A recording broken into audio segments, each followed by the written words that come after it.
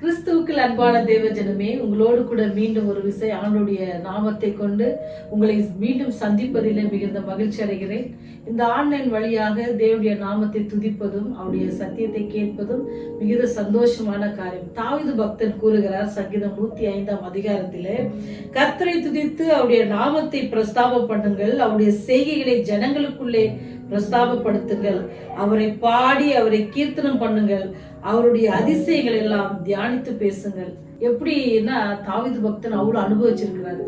நம்ம வாழ்க்கையில ஆண்டவர் எவ்வளோ ஆண்டவர் நமக்காக செய்திருக்கிறார். ஆனா நம்ம அதெல்லாம் அனுபவிக்கிறோம். ஆனா அதை நம்ம என்ன செய்யறதில்ல, ஒரு நாள் என்ன செய்யறதில்ல, பிரஸ்தாபப்படுத்துறதில்ல. அதெல்லாம் எடுத்து நம்ம இங்கேயும் சொல்றதில்ல. ஆண்டவர் நம்ம கொடுத்துட்டு போன பணியும் அதுதான். நீங்க போங்க, சகல மக்களை என்ன செய்யுங்க, சீஷர்கள் ஆக்குங்கன்னு சொல்லியிருக்கிறாரு. ஆனா நம்ம அதை மறந்து நாமே சீஷர்களா நடந்து கொள்வது கூட என்ன செய்யுது, இந்த காலகட்டங்களில் ரொம்ப கடினமாக இருக்குது. ஆனா தாவீது பக்தன் ஒரு ராஜாவா இருக்கிற மனுஷன், அவருக்கு எந்த காரியமும் இல்லை, அவருக்கு எல்லா வசதிகள் வாய்ப்புகள் எல்லாம் இருந்தவோ அவர் சொல்றாரு, ஆண்டுடைய செய்கைகளையும் அவருடைய அதிசயங்களையும் என்ன செய்யுங்க, நீங்க பிரஸ்தாபப்படுத்துங்க அப்படின்னு சொல்றாரு. அப்படி படுத்துகிறதுக்காக இப்ப நம்மோடு கூட பிள்ளைகள் துதியினாலும் பாடலினாலும் அவர் என்ன செய்யணும், அவருடைய நாமத்தை நாம துதிக்கணும் அப்படின்னு சொல்லி பிள்ளைகள் நம்மளோட கூட இணைகிறாங்க. சிறு பிள்ளைகள் பாடுறாங்க. ஏன்னா ஆண்டவர் சொல்லுகிறார், சிறு பிள்ளைகளை போல நம்ம என்ன செய்யணுமா, மாறணும் அப்படின்னு சொல்லியிருக்கிறார். அந்த குணத்திற்காகவது அந்த பிள்ளைகளோடு கூட நம்ம தேவனுடைய நாமத்தை துதித்து பாடுவோமா? வாருங்க.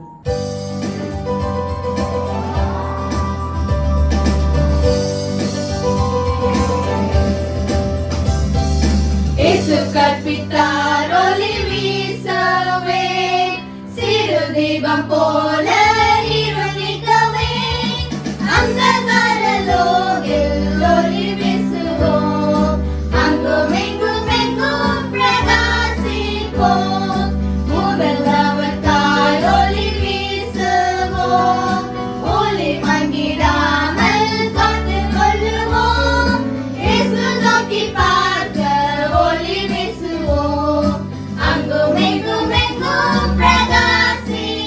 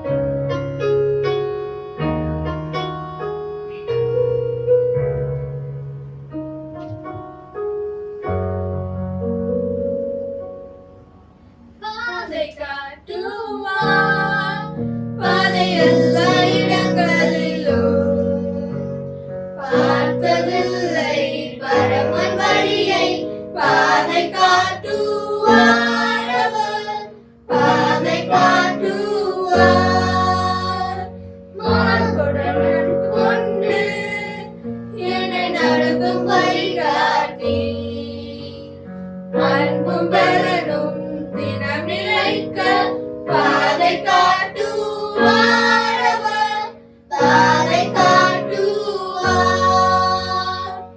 God will make a way where there seems to be no way. He works in ways we cannot see. He will make a way for me. He will be my guide. Hold me closely to His side. With love and strength for His way, He will make a way. He will make a way.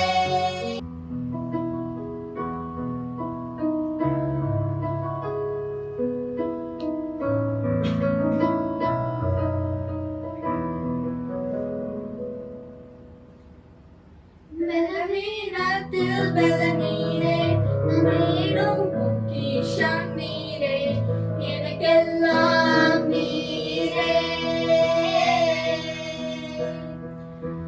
உமையெல்லாம் எனக்கு யாருண்டு, உமையே என்றும் பற்றிடுவேன், எனக்கெல்லாம் நீரே.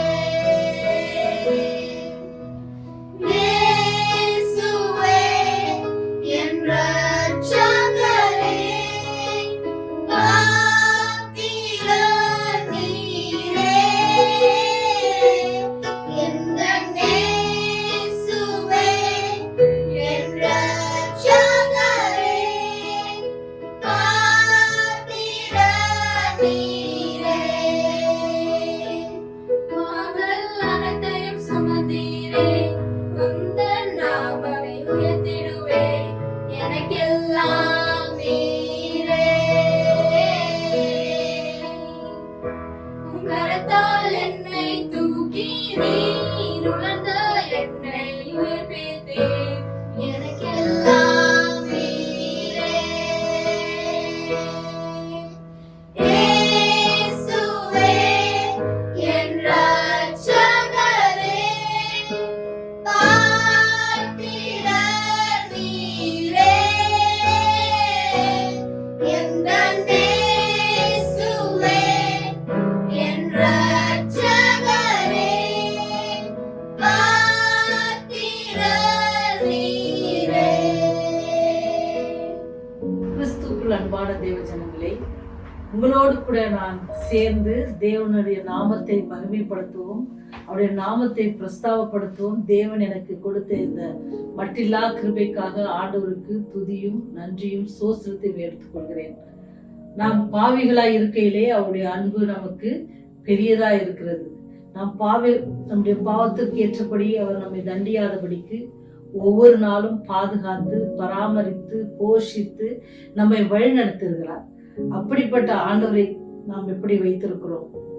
ஆண்டவர் நமக்கு எல்லா ஆப்பர்ச்சுனிட்டியும் கொடுக்குறாங்க.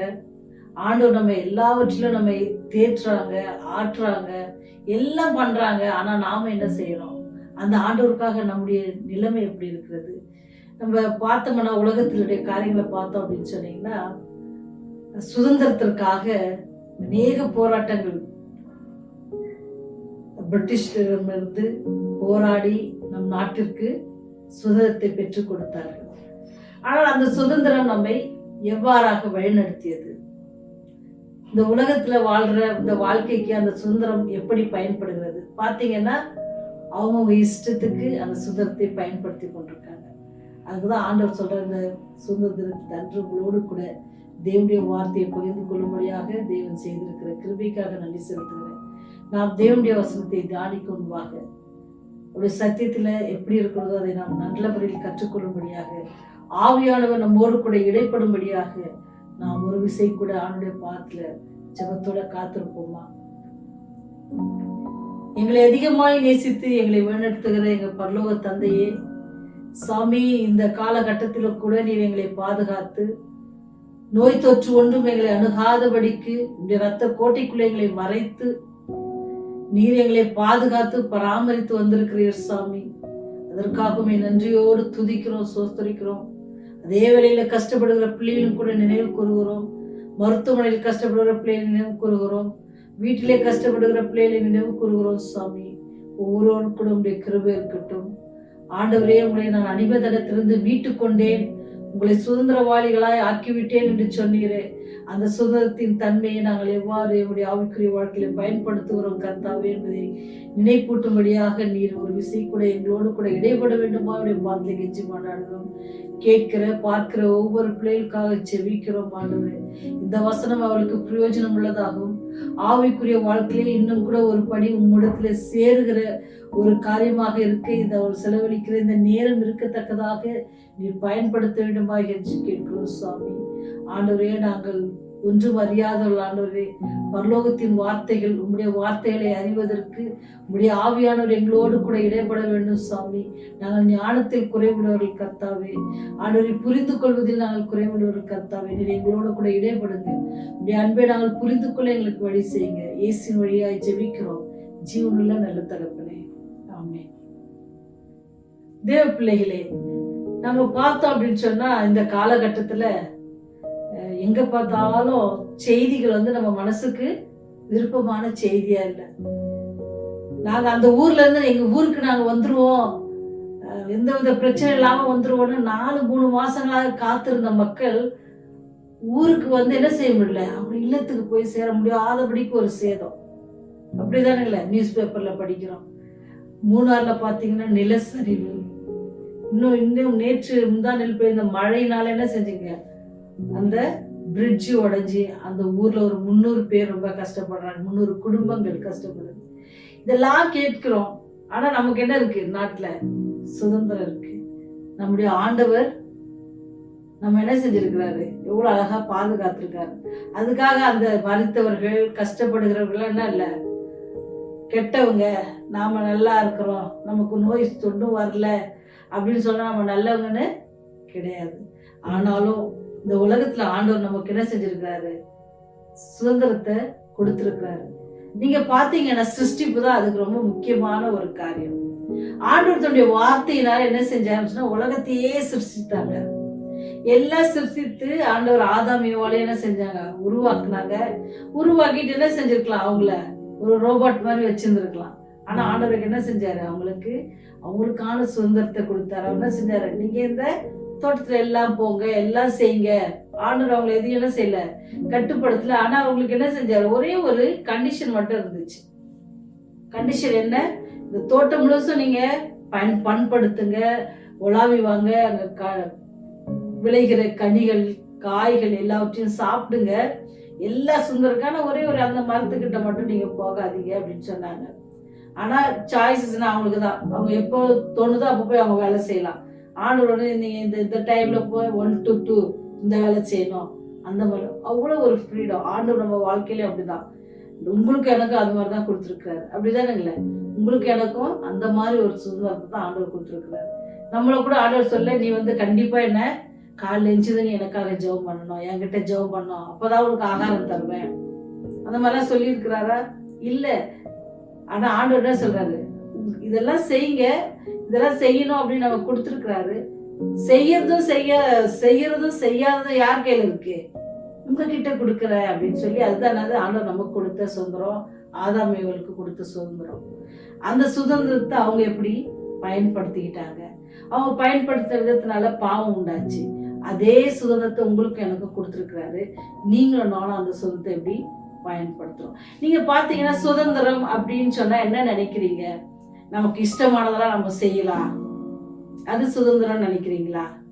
நமக்கு இஷ்டமானது எனக்கு எப்ப பிடிக்குதோ எது பிடிக்குதோ அதை நான் செய்வேன் அப்படின்றது சுதந்திரமா? என்ன நினைக்கிறீங்க? கண்டிப்பா இல்ல, அது சுதந்திரம் இல்ல. நமக்கு இஷ்டமானது செய்யறது, எந்த நேரம் பிடிக்குதோ அந்த நேரம் செய்யறது, அது சுதந்திரம் இல்ல. அப்படி நீங்க உங்களுக்கு பிடிச்சதே செஞ்சுக்கிட்டு உங்களுக்கு பிடிச்ச நேரத்துல செய்வீங்க அப்படின்னு சொன்னா என்ன செய்யும், அதன் முடிவு வேறு விதமாக தான் இருக்கும்.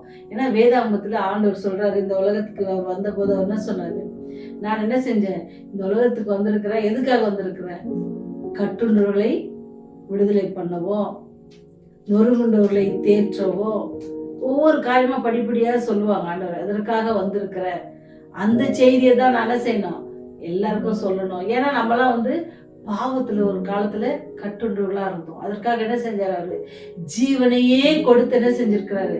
அந்த பாவ கட்டுல இருந்து நமக்கு விடுதலை கொடுத்து நம்மள ஃப்ரீயா விட்டுருக்கிறாரு. அப்படி ஃப்ரீயா விட்டுருக்கும் பொழுது நம்ம என்ன செய்யறோம்? திருப்பி என்ன செய்யறோம்? நம்ம அந்த பாவத்துக்குள்ள போகிறோம். நமக்கு மீண்டும் அந்த அடிமைத்தனத்திற்கு நம்ம போகிறவர்களா இருக்கிறோம். நீங்க நான் இப்ப 65 சொன்னேன். அடுத்தது வந்து கண்டிப்பா யார சொல்லணும்? நானு இஸ்ரேல் மக்கள் எகிப்துல பட்ட கஷ்டத்தை நாம நினைக்கணும். அவங்க எகிப்து நாட்டுல ரொம்ப கஷ்டப்படும் பொழுது அவங்க அடிமைகளாக இருந்தாங்க. அப்போ அவங்க மனசுல யாராச்சும் வந்து நம்மள காப்பாற்ற மாட்டாங்களா, இவ்வளவு கஷ்டப்படுறோமே அப்படின்னு நினைக்கும் பொழுது ஆண்டவர் யார் அனுப்புறாங்க? மோசையே அனுப்புறாங்க.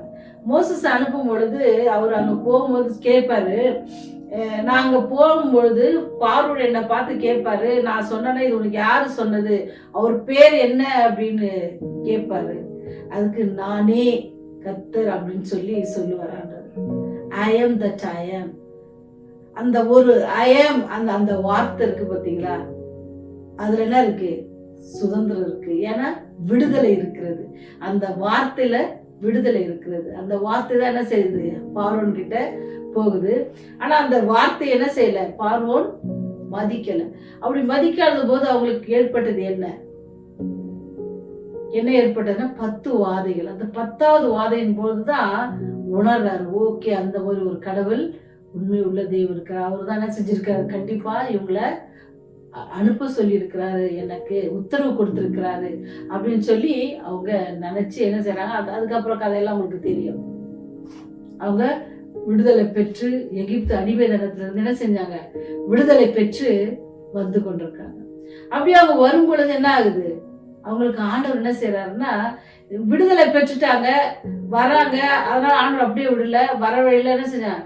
அவங்களுக்காக என்ன செய்யறாருன்னா கற்பனையில கொடுக்குறாரு. ஏன் கொடுக்குறாருன்னு சொன்னா, சுதந்திரமா இருக்கிற நாம அந்த சுதந்திரத்தை எப்படி காப்பாற்றிக்கணும், நம்ம எப்படி பாதுகாத்து கொள்ளணும், அதுக்கு நமக்கு ஒரு ரூல்ஸ் தேவை.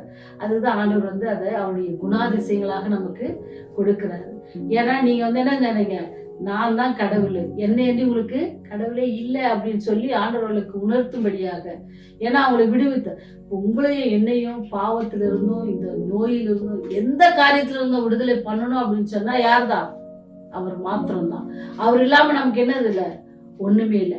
ஒருவேளை நம்ம சுதந்திரத்தை இப்படி பயன்படுத்தணும்னு அப்படின்னு சொன்னா, லூக்கா 11ஆம் அதிகாரத்தை நீங்க 15ஆம் அதிகாரத்தை பாத்தீங்க அப்படின்னு சொன்னா உங்களுக்கு எல்லாருக்கும் தெரிஞ்ச ஒரு கதை தான். அவருக்கு சுதந்திரம் இருந்துச்சு. அவர் அந்த சுதந்திரத்தை என்ன செஞ்சாரு? எப்படி பயன்படுத்தினாரு? அவங்க அப்பாட்ட போனாரு, நீங்க என் ஷேர் கொடுங்க, அது அவருக்கான ஃப்ரீடம், அவருக்கான ஒரு சுதந்திரம். அவர் வந்து என்ன செஞ்சாரு? என்னுடைய பாகத்தை கொடுங்க அப்படின்னு கேட்டு அவர் சுதந்திரமாக சென்றாரு. எங்கெல்லாம் சென்றாரு? அவர் நண்பர்களோட அவருக்கு பிடித்த இடங்கள்ல போயிருப்பாரு, பிடித்த இடத்துல தங்கி இருந்திருப்பாரு. அவருடைய கையில இருந்த எல்லா பணமும் செலவழிஞ்ச பிறகு என்ன ஆச்சு? அவருடைய சுதந்திரம் எங்கே போச்சு? கேட்கும் போது சுதந்திரம் இருந்துச்சு, செலவழிக்கும் போது அவருடைய பணத்தை எங்கனாலும் அவர் செலவழிச்சிருக்கலாம், அதுக்கான ரைட்ஸ் அவர்கிட்ட இருந்துச்சு. ஆனாலும் என்ன ஆச்சு? அதன் முடிவு எங்கதான் போய் நின்னுச்சு? பன்றி மேய்ப்பதற்காக போய் நின்னுச்சு. அப்போ ஆண்டவர் உங்களை என்னைய பாவத்துல இருந்து விடுதலை ஆக்கி விட்டு இருக்கிறாரு. அதனால நம்ம என்ன செஞ்சிடக்கூடாது? சுதந்திரமா போறோம் அப்படின்னு நம்ம போனோம் அப்படின்னு சொன்னா என்ன செய்வாங்கன்னா, சாத்தான் நம்மை அடிமைப்படுத்துவோம். அதுக்காக தான் இங்க கலாத்தியர் 5ஆம் அதிகாரத்தை பாத்தீங்க அப்படின்னு சொன்னா, 5ஆம் அதிகாரம் கலாத்தியர் 5:1 சொல்லப்பட்டிருக்கு. என்ன அப்படின்னு பாத்தீங்கன்னா,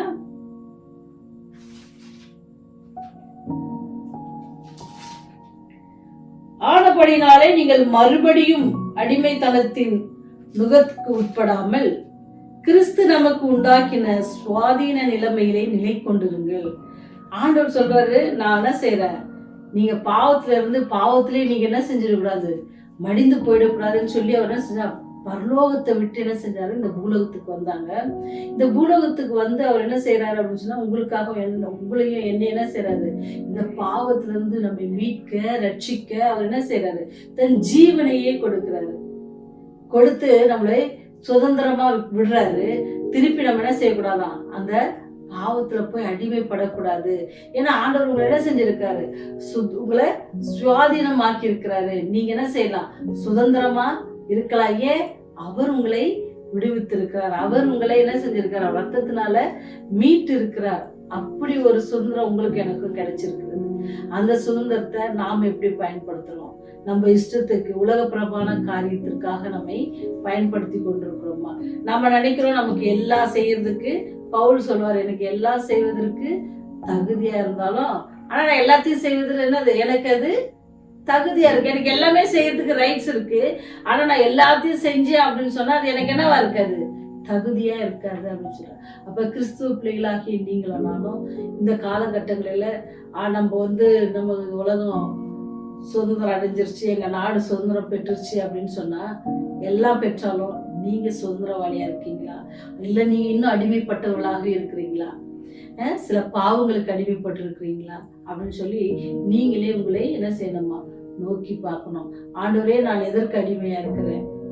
உலகப்புறமான காரியத்துல நான் எந்த காரியத்துல அடிமையா இருக்கிறேன் அப்படின்னு சொல்லி நம்ம நோக்கி பார்க்கணும். அப்படி நோக்கி பார்த்தோம் அப்படின்னு சொன்னா அதுக்கு உடனே நம்ம கிட்ட என்ன பதில் இருக்கு? நம்மளால எதுவும் செய்ய முடியாது. யாருதான்? அவர் தான். ஆண்டவர்கிட்ட போனாதான் நமக்கு மீண்டும் நம்ம என்ன செய்வார்? அவரு மீட்டுக்கொள்ள அவர் ஆயத்தமா இருக்கிறாரு. அவர் எப்படி காத்துட்டு இருக்கிறாரு அப்படின்னு சொன்னீங்கன்னா, வசனம் சொல்லுது,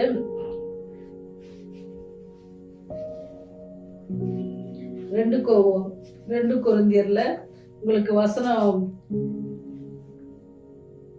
கர்த்தரே ஆவியானவர், கர்த்தருடைய ஆவி எங்கேயோ அங்கே விடுதலை உண்டு.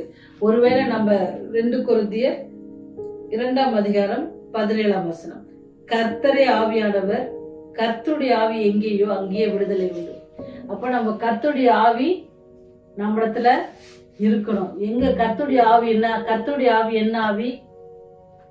பாவத்துல செல்லாத ஆவி, சாத்தானுக்கு செவி கொடுக்காத ஆவிதான் கர்த்தருடைய ஆவி. நாம எப்படி இருக்கிறோம் அப்படின்னு சொல்லி இந்த நாள் நம்ம யோசிக்கணும். ஒருவேளை நம்ம நாடு சுதந்திரம் அடைஞ்சாலும், நான் சுதந்திரமா இருக்கிறேன்னா, நான் கர்த்தருடைய ஆவியை கொண்டு உள்ளவளா இருக்கிறேன்னா, நான் எல்லா பாவத்திலிருந்து விடுதலை ஆக்கப்பட்டு இருக்கிறேனா அப்படின்னு சொல்லி நாம சிந்திக்கவர்களா இருக்கிறோம். ஒரு சோல்ஜர், அவர் என்ன செய்ய, முதல் உலக போர்ல போரை முடித்த ஒரு விடுமுறைக்காக வந்திருக்கிறார். என்ன செய்யணும், அவர் குறித்த நேரத்துக்கு திரும்பி செல்லவில்லை. அப்படி போகாததுனால அவர் என்ன செஞ்சார் அப்படின்னு சொன்னா, அவங்க வீட்லயே ஒளிஞ்சுக்கணும். ஏன்னா கண்டுபிடிச்சாங்கன்னா என்ன செய்வாங்க, கொன்னு போட்டுருவாங்க அப்படின்னு சொல்லி அவர் நினைச்சு அவங்க வீட்டுக்குள்ள அவங்க அம்மா கிட்ட சொல்லிட்டாரு, நான் என்னை ஒரு ரூம்ல ஒளிஞ்சிட்டு இருப்பேன், என்னை மறைச்சு வச்சிருங்க, யார் கேட்டாலும் என்னை சொல்லாதீங்க அப்படின்னு சொன்னா, உங்களுக்கு தெரியும் அம்மானா அவங்கள வச்சு நல்லா சாப்பாடெல்லாம் கொடுத்து அவங்கள பராமரித்து கொண்டு வந்தாங்க. அந்த அம்மாவே என்ன செஞ்சிட்டாங்க அப்படின்னு சொன்னா, இறந்துட்டாங்க. அவங்க இறந்த பிறகு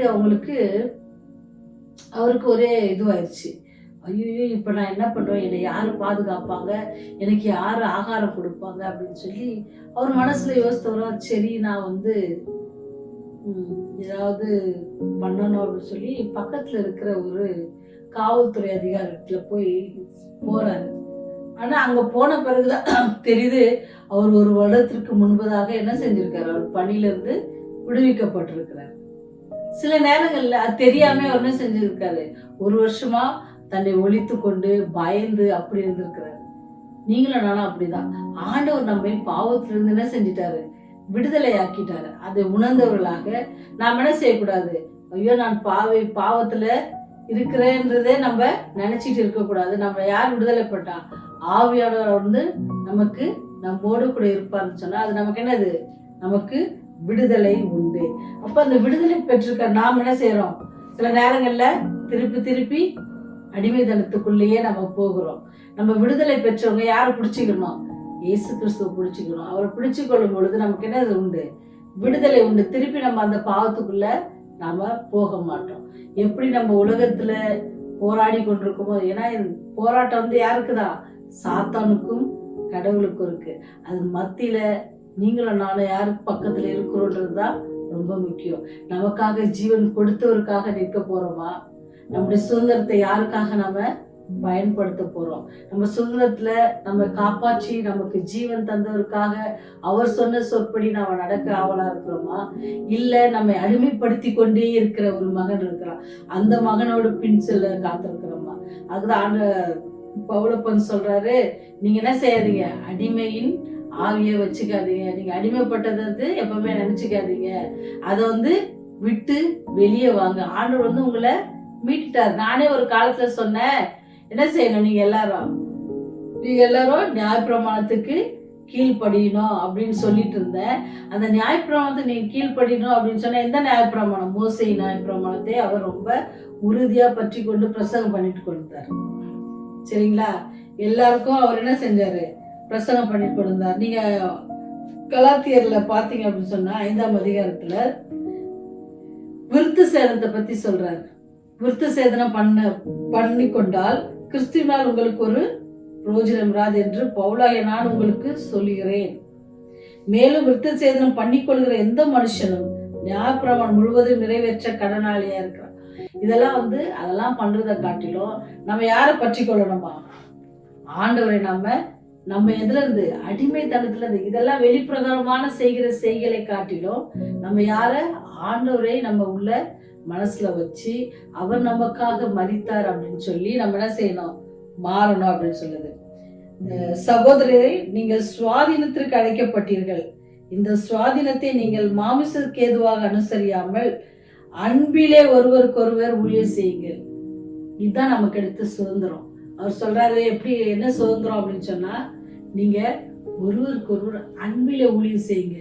அதான் ஆண்டவர் நமக்கு.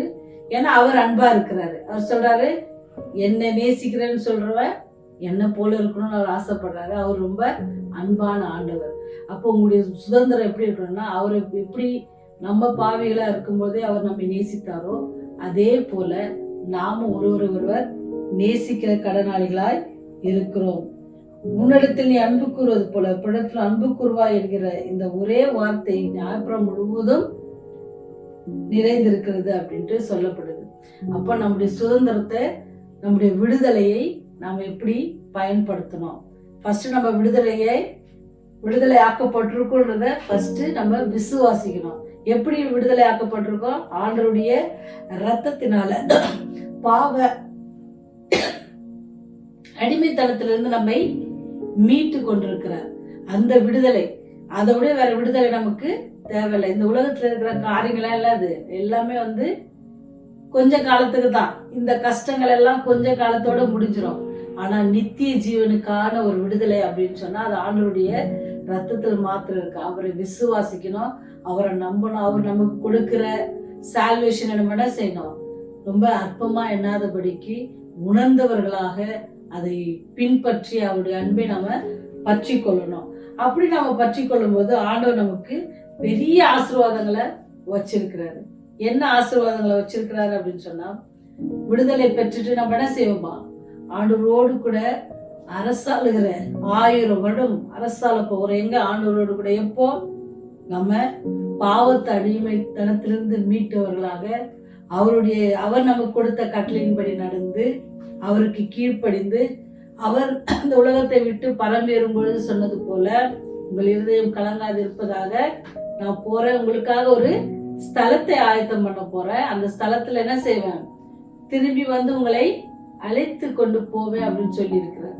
அதை விசுவாசித்தவர்களாக இன்னொரு வேலையை நமக்கு கொடுத்துட்டு போயிருக்கிறாரு. எப்படி? நீங்க போய் எல்லாருக்கும் என்ன செய்யுங்க? சொல்லுங்க. ஆண்டவருடைய சத்தியத்தை எல்லாருக்கும் சொல்லுங்க. என்ன சத்தியம்? உங்களை என்ன வழிநடத்துவது ஆண்டவருடைய பெரிய கிருபை. ஆண்டவருடைய கிருபையை பத்தி இன்னொருத்தர்களுக்கு சொல்லுங்க.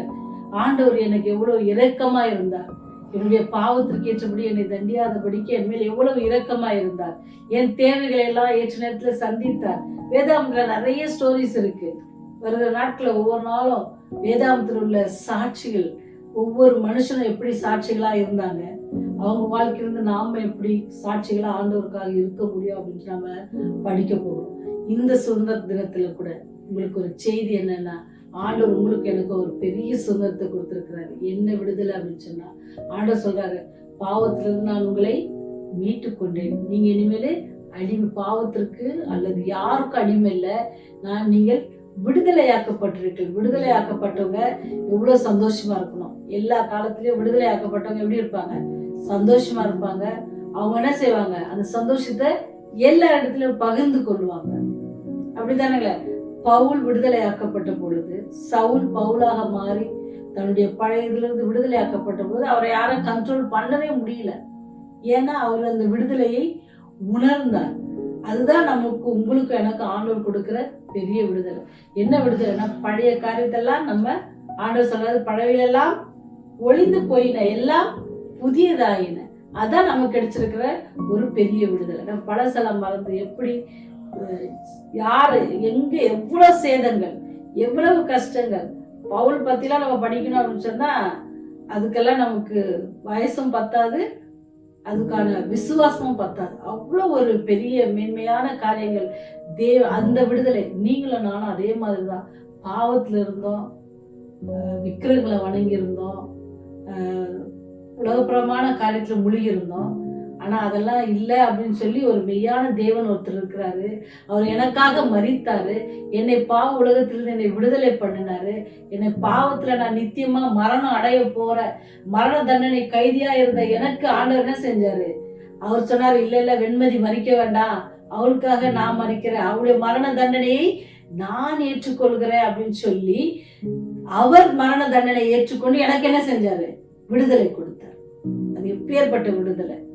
தூக்கு கயிறுல நின்றுட்டு நீங்க உங்களுக்கு தூக்கு இல்லை, உங்களுக்கு பதிலா இன்னொருத்தரை போட்டோம் அப்படின்னு சொன்னா எப்படி இருக்கும்? நினைச்சு பாருங்க. இதெல்லாம் நம்ம வாழ்க்கையில உணர்ந்தாதான் முடியும். நம்ம பாவ வாழ்க்கையில இருக்கும் பொழுது சாத்தான் இனியோட வெண்மதி அழிஞ்சா அப்படின்ட்டு சாத்தான் இன்னைக்கு இனியோட அழிச்சிருவோம் அப்படின்னு நினைக்கிற பொழுது ஆண்டவர் ஏசப்பா சொல்றாரு, இல்ல அவங்களுக்காக நான் மறிக்கிறேன். அவங்க எவ்வளவு பெரிய பாவம் செஞ்சாங்கன்னா செய்யற அவங்களுக்காக நான் மறிக்கிறேன் அப்படின்னு சொல்லி நம்முடைய பாவத்தை அவர் அதுக்கப்புறம் நினைக்க மாட்டாங்க. பேர்பட்ட ஒரு அன்பான கடவுள். அவர் கொடுத்திருக்கிற இந்த சுதந்திரத்துல நீங்களும் நானும் என்ன பண்றோம்? நீங்களும் நானும் அவருடைய அன்பை குறித்து எல்லாருக்கும் சொல்றோமா? அடிமைதனத்துல இருந்து, பாவ அடிமைதனத்துல நம்ம மீட்டெடுத்தாரு நம்ம சொல்றோமா? நமக்கு வேதாகமத்துல யாத்ராகமத்துல பாத்தீங்கன்னு சொன்னா இஸ்ரேலுடைய வழிப்பிரயாணங்கள், அவருடைய காரியங்கள் எல்லாமே இருக்கிறது. ஓய்வா இருக்கிற நேரங்களை எடுத்து வேதாகமத்தை வாசித்து பாருங்க. அவ்வளவு அழகா அற்புதமா ஆண்டவர் வழி நடத்திருப்பார். சரிங்களா? அதே போல அவங்க என்ன செஞ்சாங்க? நிறைய இடத்துல சாட்சி பகர்ந்தாங்க, நிறைய இடத்துல முறுமுறுத்தாங்க. உங்களை மாதிரி என்ன மாதிரியும் தான். நம்ம கஷ்டம் வரும்போது ஆண்டவர் எப்படி முறுமுறுப்போமோ அதே போலதான். ஆனா இதெல்லாம் நமக்கு என்ன இதுல பைபிள்ல வச்சிருக்காங்கன்னு சொன்னா நாம அப்படி இருக்கக்கூடாதுன்றதுக்காக தான். ஆனா நிறைய நேரம் நம்ம படிக்கிறோம், ஆனா நம்ம மாமிச பலவீனத்துல என்ன செய்யறோம்? நாமளும் அந்த இதுக்குள்ள பாவத்துக்குள்ள மீண்டும் உழுறோம். அப்ப திருப்பி என்ன செய்யுது? ஆவியானவர் நம்மளோட உணர்த்துகிறார், நீங்க உங்களை அடிமை கிடையாது, நீங்க நான் உங்களை மீட்டு கொண்டேன் அப்படின்னு சொல்லி அந்த மெல்லிய சத்தம் கேட்கும் பொழுது நம்ம என்ன திருப்பி லைனுக்கு வரோம். அதே போலதான் வருஷம் நமக்கு இண்டிபெண்டன்ஸ் டே வரும். சரிங்களா? பழைய காலத்துல என்னெல்லாம் நடந்துச்சு, யாரெல்லாம் இதுக்கு போராடினாங்க, அவங்களுக்கு நம்ம இது சொல்லுவோம். பள்ளிக்கூடத்துங்கெல்லாம் பார்த்தீங்கன்னா அவங்கள பத்தி பெரிய பேச்சு போட்டி இருக்கும். அப்புறம் அவங்கள பத்தி தனியா பட்டிமன்றங்கள்லாம் வச்சு எல்லாம் நடத்துவாங்க. ஆனா அதெல்லாம் இந்த உலகத்துல நம்ம மறிக்கிற வரைக்கும் தான் அந்த சுதந்திரம். ஆனா நமக்கு கொடுத்திருக்கிற நித்திய ஜீவனுக்கான சுதந்திரம் யார் கொடுத்திருக்காங்க அப்படின்னு சொன்னா கர்த்தராகிய இயேசு கிறிஸ்து, கர்த்தராகிய ஆண்டவர் தன்னுடைய சொந்த குமாரனை இந்த உலகத்துக்கு அனுப்பி அவருடைய ஜீவனை கொடுத்து நமக்கு நித்திய வாழ்வு, நித்திய மரணத்திலிருந்து நித்திய வாழ்வு என்கிற சுதந்திரத்தை நமக்கு கொடுத்திருக்கிறாங்க. ஆனா அதுல போகிறதோ போகாததோ யார் கையில தான் இருக்கிறது? உங்ககிட்ட என்கிட்டே தான் இருக்கு. ஆனா ஆண்டவர் யாரையும் ஃபோர்ஸ் பண்ண மாட்டாங்க, ஆண்டவர் யாரையும் என்ன செய்ய மாட்டாங்க, வற்புறுத்த மாட்டாங்க. அதுதான் நம்மளுடைய ஆண்டவருடைய அன்பு. அவர் என்ன செய்யறாங்க? நான் இது உங்களுக்காக செஞ்சிருக்கேன், உங்களுக்கு என்ன செஞ்சிருக்கேன்? விடுதலை பண்ணி விட்டுருக்கேன், வழி இதுதான், இந்த இடத்துக்கு வந்தீங்கன்னா உங்களை ரொம்ப சந்தோஷமான ஒரு இடம் இருக்கிறது, அங்க கண்ணீர் இல்லை, கவலை இல்லை, மரணம் இல்லை, துக்கம் இல்லை. சரிங்களா? இதெல்லாம் இல்லாத ஒரு இடத்துல சில நல்ல காரியங்கள் அங்க இருக்கிறது. சரிங்களா?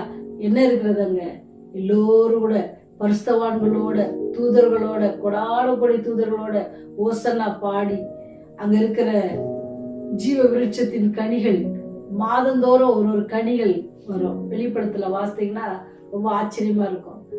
ஒரு மரத்துல மாதந்தோறும் ஒரு கனி எங்கேயாவது பார்த்துருக்கோமா? இல்லை, அதெல்லாம் அங்கே இருக்கிறது. சரிங்களா? அந்த இடத்துக்கு நாம போகணும். அதுக்கான சுதந்திரத்தை, அதற்கான வழியை அவர் என்ன செஞ்சிருக்காரு? நமக்கு கொடுத்திருக்கிறாரு. நமக்கு அது என்ன செஞ்சது? அடைக்கப்பட்டு இருந்தது. ஆனா ஆண்டவர் சொன்னாரு, நான் என்ன செஞ்சேன்? உங்களுக்கு அந்த சுதந்திரத்தை தரேன். ஆனா நீங்க அதை யாரு, நீங்க தான் எனக்கு அந்த சுதந்திரத்தை நான் ஒழுங்காக பயன்படுத்திக்கணும், கரெக்டா பயன்படுத்திக்கணும். அந்த தருணத்தை நான் கரெக்டா என்ன செய்யணும்? அவர் சொன்னபடி நான் செய்து இப்படியாச்சு நான் போகணும். அதுக்காக நான் நல்லவளா இருந்துட்டா போயிடலாமா? முடியாது. கண்டிப்பா நம்மளால நல்லவங்களாவே இருக்கு. ஏன்னா பைபிளே சொல்லுது, யாருமே நல்லவன் ஒருவனாகிலும் இல்லை அப்படின்னு தான் சொல்லுது. நம்ம ஏதாவது ஒரு காலகட்டங்கள்ல ஏதாவது ஒரு நேரத்துல நம்ம என்ன செய்யறோம்? குறைவுள்ளவர்களாய் காணப்படுகிறோம். சரிங்களா? நம்ம மாமிச பலவீனத்தினால பாவங்களுக்கு சில நேரங்கள் அடிமைகளாகிறோம். பெரிய பெரிய விசுவாச பிள்ளைகள் கூட என்ன செய்யறாங்க? சில நேரத்துல தவறி போயிடுறோம். இதெல்லாம் இருக்கிறது. ஆனாலும் ஆண்டவருடைய அன்பு நம்முடைய பாவங்களை மன்னித்து உங்களுக்காகவும் எனக்காகவும் பரலோகத்தின் பிதாவிடத்தில் பரிந்து பேசி கொண்டு இருக்கிற அந்த கர்த்தருடைய அவர் நமக்கு கொடுத்த சுதந்திரத்தை நாம் எவ்வாறு அடைய போகிறோம் அல்லது எவ்வாறு பயன்படுத்த போகிறோம்னு நீங்க தான் யோசித்து ஒவ்வொருவரும் யோசித்து நம்ம முடிவெடுக்கணும். இது எல்லாருக்குமே கிடைக்கிற ஆப்பர்ச்சுனிட்டி தான். ஆண்டவர் வந்து உலகத்துல எல்லாருக்கும் இதை கொடுத்துருக்கிறது. இதை யாருக்கும் இல்லை, இவங்களுக்கு தான் கொடுப்பேன், இந்த ஊர் மக்களுக்கு கொடுப்பேன், இந்த நாட்டு மக்கள் எல்லாருக்கும் கொடுத்திருக்கிறாரு. ஆனா அந்த சுதந்திரத்தை நான் பெற்றுக்கொள்வதற்கு நான் எவ்வளவு பிரியப்படுகிறேன். அந்த சுதந்திரத்தின் வழியாக நடந்து அவர் எனக்கு காட்டுகிற அந்த பாதையாக சென்று அந்த பரலோகத்தினுடைய பாதையில நான் சென்று பரலோகத்தை அடையணும் அப்படின்றதுக்கு தான் நாம கொடுத்திருக்கிற சுதந்திரம். ஆண்டவர் பாவத்திலிருந்து மீட்டு நம்ம அப்படியே விடல. அவருக்கு நமக்கு கொடுத்திருக்கிற சுதந்திரம் என்ன? நீங்க பரலோகத்திற்கு வரணும். நீங்க நான் இருக்கிற இடத்துல நீங்களும் இருக்கும்படி, சரிங்களா? நான் இருக்கிற இடத்துல நீங்களும் இருக்கும்படி அப்படின்னு சொல்லி வழியை போட்டு கொடுத்துருக்குறாங்க. அந்த வழியில நீங்க நடக்கிறதுக்கு சுதந்திரமா நீங்க போகலாம். அவர் சொன்ன வழியில நீங்க போனீங்க அப்படின்னு சொன்னா பாதிப்பு வந்தால் என்ன செய்வாராம்? அவர் வந்து அங்க நிற்பார். அதான் சொல்றாரு, உன்னை சோதிப்பதற்கு, உன்னை கஷ்டப்படுத்துவதற்கு சாத்தான் என்ன முயற்சி எடுத்தாலும் அவர் சொல்றாரு, உன்னை திராணிக்கு மேல நானு விட மாட்டேன். அவருக்கு தெரியும். இப்ப நம்மளே பிள்ளைங்கள நீங்களே யோசித்து பாருங்க. என்னுடைய 5 வயசு பையனுக்கு நான் வந்து 25 கிலோ தூக்கு 30 கிலோ தூக்குன்னு கொடுப்பேனா? கண்டிப்பா கொடுக்க மாட்டேன். ஆண்டவருக்கு தெரியும் என் பிள்ளைக்கு எவ்வளவு தூரம் தாங்க முடியும், என் பிள்ளைக்கு எவ்வளவு தூரம் சோதனையை சகிக்க முடியும், எவ்வளவு தூரம் வியாதியை சகிக்க முடியும் அப்படின்னு சொல்லி அவர் நம்மளோட கூட அவர் நோக்கமா இருக்கு. அவருடைய கண்கள் பூமி எங்க சுற்றி திரிகிறது. முடியாதவங்களுக்கு ஆண்டவர் கூட இருந்து வேதத்துல நிறைய எக்ஸாம்பிள்ஸ் இருக்கு. இவ்வளோ கஷ்டப்பட்டிருக்காங்க. அந்த கஷ்டத்துல வந்து எப்படி இருக்குமா? மழை போல இருந்த பிரச்சனை கூட ஆண்டவர் என்ன செய்வாரு? பனி போல நீக்கி போட்டுருவாரு. மரித்தவர்களை உயிரோடு எழுப்பியிருக்கிறார். இப்படிப்பட்ட ஒரு அன்பான தேவன் உங்களுக்கு எனக்கும் கொடுத்திருக்கிற இந்த சுதந்திரமான ஜீவியத்துல ஆண்டவர் அவரை தரிசிப்பதற்கு அவர் வழி போட்டு கொடுத்திருக்கிறாரு. பாவத்துல இருந்து ஒண்ணு வந்து அவரிடத்துல சேர முடியாதது ஒண்ணுன்னா பாவம். அந்த பாவத்தை கூட என்ன செஞ்சார்? அவர் நீக்கி போட்டு உங்களுக்காக எனக்கும் அவருக்கு பெரிய சுதந்திரத்தை கொடுத்திருக்கிறாரு. அவர் கொடுத்திருக்கிற அந்த சுதந்திரத்துல நீங்க என்ன செய்றீங்க? உங்க இஷ்டமானதை செய்து இந்த பூலோகத்தின் காரியங்களை செய்து முடிக்க போறீங்களா? இல்ல அவர் ஃப்ரீடமா கொடுத்து நீங்க இப்படிலாம் அந்த உங்களுக்கு கொடுத்த சுதந்திரத்தை இந்த வழியில நீங்க போனீங்க அப்படின்னு சொன்னா எந்த வித பிரச்சனையும் இருக்காது. சந்தோஷம், சமாதானம், ஒருவேளை அது குறைஞ்சி போனாலும் கூட அந்த சமயத்துல கூட ஆண்டவருடைய அன்பு நம்மை ஆற்றி தேய்ச்சி ஆறுதல் படுத்துற அளவுக்கு அவர் நம்மோடு கூட இருக்கிறார். சரிங்களா? கடவுளை ஏத்துக்கிட்டோம், அவர் எனக்கு கொடுத்த சுதந்திரத்துலனால அவர் சொன்னபடியெல்லாம் நான் பண்றேன், ஆனா எனக்கு எல்லாமே கஷ்டமே வருது அப்படின்னு சொன்னா அதை குறித்து நீங்க வருத்தப்படாதீங்க. ஒரு கஷ்டம் வருது அப்படின்னு சொன்னா அது என்னது? இன்னும் நம்மை பக்குவப்படுத்தும். அப்படிதானே? ஒரு தடவை நீங்க நினைச்சு பாருங்க, நம்ம வாழ்க்கையில அநேக டைம்ல இந்த கஷ்டம் ஏண்டா வந்துச்சு அப்படின்னு நினைப்போம். ஆனா அந்த கஷ்டத்துல இருந்து நம்ம பெரிய பாடம் கத்திருப்போம். சரிங்களா? சில நேரம் வந்து ஆண்டவர் வந்து கஷ்டங்களை நம்ம வாழ்க்கையில அனுமதிக்கிறாங்க. ஏன்னு சொன்னா நீங்க கஷ்டப்படணும், அதை பார்த்து அவர் சந்தோஷப்படணும்ல. என் பிள்ளைய வந்து என்ன செய்வேன்? நான் சாத்தான் முன்னாடி சொல்லுவேன், நீ எவ்வளவு கஷ்டம் கொடுத்தாலும் என் பிள்ளை பாரு எப்படி ஜெயிச்சு வருது அப்படின்றத நான் காட்டுவேன். என்னை நம்பி நேசிக்கிற பிள்ளைங்க நான் ஒரு நாளும் கைவிட மாட்டேன்னு ஆண்டவர் சொல்றார். பெரிய வாக்குத்தத்தமான வசனம் சொல்றார். அது மாத்திரம் சொல்லல, உங்களுக்கு என்ன தேவைனாலும் என்கிட்ட கேளுங்க, என் நாமத்தினால நீங்க எதை கேட்டாலும் நான் உங்களுக்கு தருவேன். அது பெரிய சுதந்திரம் நமக்கு. அப்படி நாம் யாருக்கும் பயப்பட தேவையில்லை. அவர்கிட்ட எது ஒன்னாலும் கேட்கலாம். ஆனா நம்ம உலகத்துல அப்படி யார்கிட்ட எல்லாத்தையும் கேட்ட முடியுமா? என்ன நினைச்சுக்குவாங்களோ, யார்கிட்ட போய் கேட்கறது, அப்படிலாம் யோசிப்போம். ஆனா அவர் சொல்றாரு, நீங்க எதை கேட்டாலும் நான் தருவேன், என் நாமத்தினால நீங்க எதை கேட்டாலும் உங்களுக்கு தருவேன் அப்படின்னு சொல்றாரு. நாம கேட்க வேண்டியது எல்லாம் என்னன்னா, ஆண்டவரே நீர் எங்களுக்கு சுதந்திரம், பாவத்திலிருந்து விடுதலை பண்ணியிருக்கீங்க. இந்த விடுதலையான வாழ்க்கையில உண்மை நான் பற்றி கொண்டு நீர் காட்டுகிற பாதையில நாங்க செல்லணும் அப்படின்ற ஒரு வார்த்தையை நம்ம கேட்போம் அப்படின்னு சொன்னா கண்டிப்பா ஆண்டவர் அதை நமக்கு தர வல்லவராக இருக்கிறார். ஏன்னா வேதாந்தத்துல பாக்குறோம்ல, தானியேல் முழங்கால் பண்ணிட்டு ஜெபிச்ச உடனே, அவர் ஜெபிக்க ஆரம்பித்த உடனே எங்க காபிரியேல் தூதன் வந்துட்டார். இப்போ நீங்களும் நானும் முழங்கால் பண்ணிட்டு ஜெபிக்கும் பொழுது ஆண்டவருடைய தூதர் நம்முடைய விண்ணப்பங்களை கேட்கிறாங்க. ஆண்டவர் நம்முடைய விண்ணப்பத்திற்கு ஏற்ற நேரத்துல காரியங்களை செய்றார். சில நேரம் நம்ம கேட்கறது உடனே கிடைக்காது, சில நேரம் அநேக வருடங்கள் கழித்து கிடைக்கும். ஆனா அது எல்லாவற்றிலும் ஒரு நன்மைகள் இருக்குன்றத நம்ம மறந்துடும். நம்ம வாழ்க்கையில எது நடந்தாலும் அதுல ஏதோ ஒரு நன்மை இருக்கிறது அப்படின்ட்டு நம்ம புரிஞ்சு கொள்ளணும். அப்படி புரிந்து கொண்டு நம்ம வாழ்வோம் அப்படின்னு சொன்னா ஆண்டுடைய அன்பை விட்டு நம்மை பிரிக்க யாரால கூடும்? சரிங்களா? இந்த சுதந்திர தின விழால நீங்கள் ஆண்டவர் உங்களுக்கு கொடுத்த பெரிய சுதந்திரம், ரட்சிப்பின் திட்டம், சால்வேஷன், அந்த சுதந்திரத்தை நான் எப்படி பாதுகாக்க போறேன், எனக்கு கொடுத்திருக்கிற அந்த சுதந்திரத்தை கர்த்தருக்குள்ள நான் எப்படி பாதுகாக்க போறேன், அதை நான் எப்படி மற்றவருக்கு சொல்ல போகிறேன் அப்படின்னு சொல்லி நம்ம ஒரு நல்ல முடிவு எடுப்போம் அப்படின்னு சொன்னா இது கண்டிப்பாகவே நமக்கு ஒரு விடுதலையான ஒரு நாளாக இருக்கும். ஆண்டவர் நம்மை பாவத்திலிருந்து விடுதலையாக்கி இருக்கிறார். இந்த பாவ உலகத்துல வாழ்கிற நீங்களும் நானும் அவரை பற்றி கொள்ளுவோம். அப்பொழுது என்ன செய்வான்? சாத்தான் நம்மை வந்து கெர்ச்சிக்கிற சிங்கம் போல சுற்றி திரிகிறவன் நம்மை ஆட்கொள்ளாதபடிக்கு நம்ம பாதுகாக்கப்படுவோம். ஏன்னா சொன்னா ஆண்டவர் உபவாசம் பண்ணி வந்த உடனே கூட என்ன செஞ்சா? சோதிப்பதற்காக போனான். ஆனா ஆண்டவர் எப்படி ஜெயித்தாருன்னா ஆண்டோடைய வார்த்தையினால ஜெயித்தார். ஏன்னா இந்த வார்த்தை, ஆண்டோடைய வார்த்தை வந்து ரொம்ப வல்லமை உள்ளது. சரிங்களா? இந்த வார்த்தை ரொம்ப வல்லமை உள்ளது. அவள் வாயின் வார்த்தைகள்னால என்ன இருந்துச்சு? பூமியில் சகலமும் உண்டானது. அப்போ அவ சொன்ன வார்த்தையில அவ்வளவு வல்லமை இருக்கிறது. I am that I am, அவ்வளவுதான். சரிங்களா? அவரை தவிர வேற யாருமே இல்லை.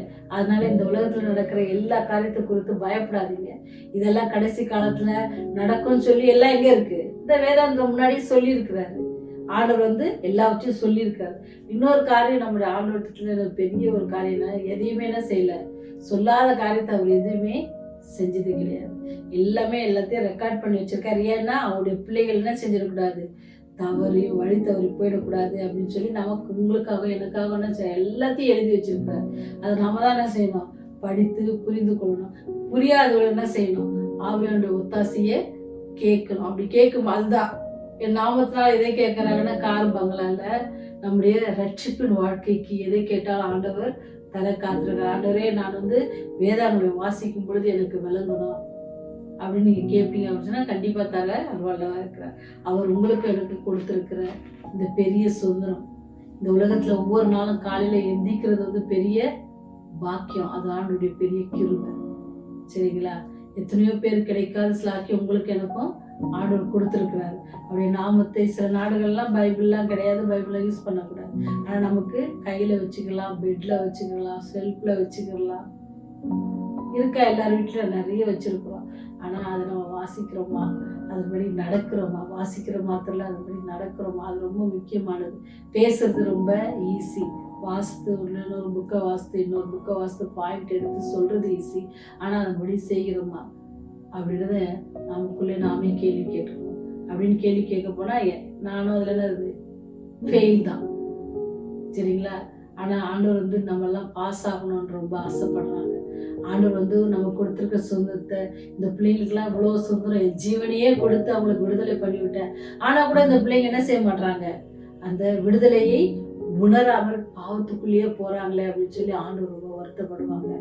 அதனால இந்த நாள்ல நீங்க உங்களுக்கு ஆண்டவர் கொடுத்த விடுதலை நிமித்தம் ஆண்டவர் உங்களுக்கு கொடுத்த ரட்சிப்பின் திட்டத்தில் உங்களையும் ஆண்டவர் சேர்த்து கொண்டு அவரை நீங்கள் விசுவாசித்து அவருக்காக ஞானஸ்தானம் பெற்ற நீங்களும் நானும் அவருக்காக நாம் எப்படி இருக்கிறோம், நம்முடைய ஜீவியம் எப்படி அவருக்கு சாட்சியா இருக்கிறதா. அவர் சொன்னாரு, நான் மேல இருந்து வந்திருக்கிறேன், என் பிதாவின் சித்தத்தை மாத்திரமே செய்வதே என்னுடைய சித்தமா இருக்கிறது. அவரை என்னை கண்டவர் பிதாவை கண்டான். எவ்வளவு ஒரு அப்படின்னா அவருடைய நடக்கை எல்லாவற்றிலும் அவரு ஊழியர் செய்த காலத்துல காட்டினாங்க. இந்த ஜீவித்துல இருக்கிற நீங்களும் நானும் என்ன செய்யணும், ஆணுடைய அன்பை காட்டணும். எப்படி உன்னத்திலும் அன்பு கூறுவது போல பிறனிடத்திலும் அன்பு கூறு அப்படின்னு சொல்றாரு. அதே போல நம்மளை மீட்டு கொண்டார் ஆண்டவர். நீங்க உணர்ந்திருக்கீங்க, என்ன ஆண்டவர் விடுதலை பண்ணியிருக்கிறார் பாவத்துல இருந்து. அதே பாவத்துல இருந்து அநேகர் பாவத்துல இருக்கிறவங்கள நீங்க என்ன செய்யணும், அவங்க கிட்ட நம்மை விடுவித்த அந்த இயேசு கிறிஸ்து அவர்களுக்கு என்ன செய்யணும், அறிமுகப்படுத்தி வைப்போம். அப்ப அறிமுகப்படுத்தும் பொழுது அவர்களும் தேவனுடைய சுதந்திரத்துல பங்காளர்கள் ஆவாங்க. நீங்களும் நானும் அவர் வரும் பொழுது, ஆண்டவரே இவருக்காக காத்திருந்தோம், இவரே எங்கள் இரட்சகர், இவரில் களி கூறுவோம் என்று சொல்லி நீங்களும் நானும் களி கூறுவோம் என்று சொன்னால் அந்த கூட்டத்துல நாம இருப்போம்னு சொன்னா அதுதான் நம்ம வாழ்ந்த வாழ்க்கைக்கும் ஆண்டவர் நமக்கு விடுதலை கொடுத்த காரியத்தை நம்ம உணர்ந்துள்ள ஜீவனம் பண்ணதற்கான இருக்கும், சந்தோஷமா இருக்கும். இல்ல மலைகளே குன்றுகளே என்னை மூடிக்கொள்ளுங்க அப்படின்னு சொல்றதுக்கு என்ன இல்லை, அதுக்கு நம்ம போகக்கூடாது. ஆண்டவர்கிட்ட அதுவே நம்முடைய ஜெபமா இருக்கணும். ஆண்டவரே நீர் வரும்போது உண்மை நோக்கி கூப்பிடணும். மறித்திருந்தாலும் முதலாவது அந்த எக்கால சத்தத்தை கேட்கிற அந்த பிள்ளையா நான் இருக்கணும் அப்படின்னு சொல்லி எப்போது நாம ஜெபம் செய்யணும். அப்படி நம்ம ஜெபிப்போன்னு சொன்னா ஆண்டவர் கண்டிப்பாக அவருடைய தூதர்களை கொண்டு அவருடைய ஆவியானவரை கொண்டு அவர் நம்மை வழிநடத்த வல்லவராக இருக்கிறார். அப்படிப்பட்ட தெய்வத்துல தொடர்ந்து நாம் அவருடைய அன்பில் நிலைத்திருப்போமா? ஆமென். இந்த வேளையிலும் கூட நமக்கு அநேக பாடல்கள் சிறுவர்கள் பாடினாங்க.